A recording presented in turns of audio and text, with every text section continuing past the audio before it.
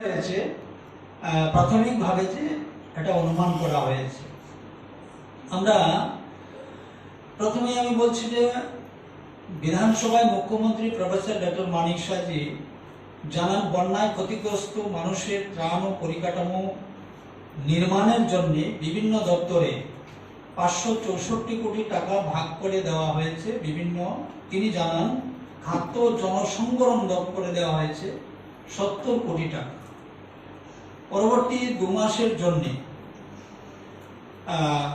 প্রতি মাসে ration card প্রতি অতিরিক্ত 10 কেজি চাল দেওয়া হবে।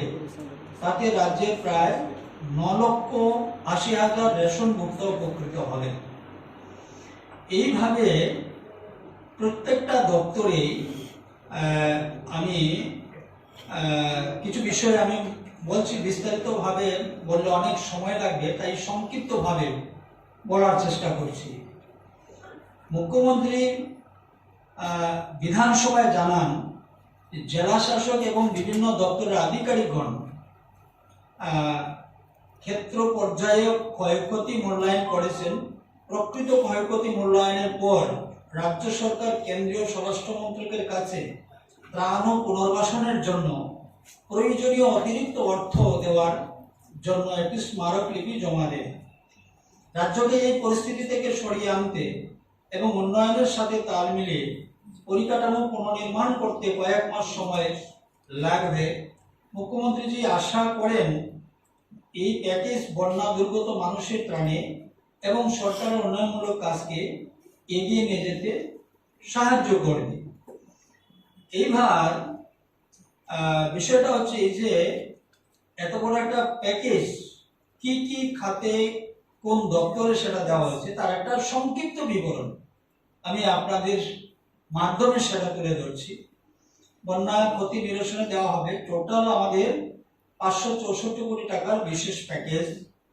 এইবার খাদ্য ও জনসংবরণ দপ্তরে 70 কোটি টাকা সেখানে রাখা হয়েছে। কৃষি ক্ষেত্রে যারা ধান চাষ বা অন্যান্য কৃষিজাত বা সবজি যারা ক্ষয়ক্ষতি হয়েছে সেটাকে মানে সাহায্য করার জন্য 15 কোটি টাকা সেখানে রাখা হয়েছে।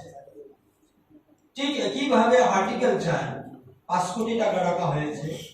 আমরা জানি যে এই ফ্লাডে বা বন্যায় মানে ফিশারি ভীষণভাবে ক্ষতিগ্রস্ত হয়েছেন যারা মৎস্য চাষ করেন বা ফিশারির মালিক যারা রয়েছেন, ওই সকল পরিবারের কথা মাথায় রেখে মৎস্য দপ্তরে রাখা হয়েছে 10 কোটি টাকা।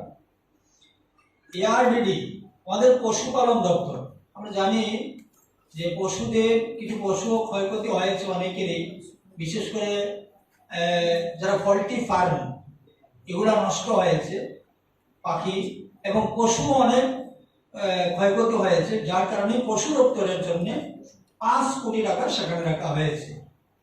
শিক্ষা, বিভিন্ন শিক্ষা প্রতিষ্ঠানও সেখানে জলমগ্ন হয়েছে এবং যার কারণে তার ইনফ্রাস্ট্রাকচার কিছুটা হলেও ক্ষতি সেখানে হয়েছে। তো শিক্ষা দপ্তরের জন্য 12 কোটি টাকা সেখানে রাখা হয়েছে।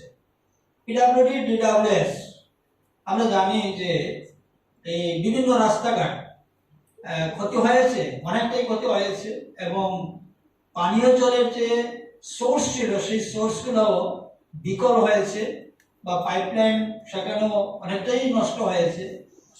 সেই রাস্তা এবং পানীয় জলের এবার পুনরায় সেগুলাকে যেন ফিরিয়ে আনা যায় এবং সঠিক করা যায়, তার জন্য এই পিডব্লিউডি ডিডব্লিউএস এ রাখা হয়েছে 50 কোটি টাকা।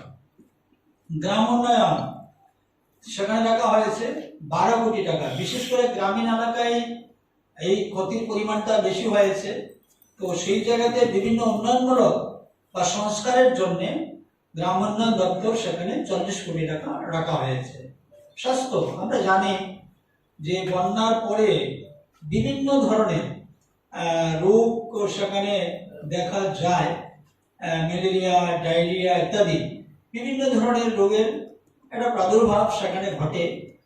যাতে সঠিকভাবে আমরা সাধারণ মানুষকে সেই চিকিৎসা পরিষেবা দিতে পারি তার জন্য মাননীয় মুখ্যমন্ত্রী স্বাস্থ্য দপ্তরের জন্য 10 কোটি টাকা সেখানে রাখা হয়েছে।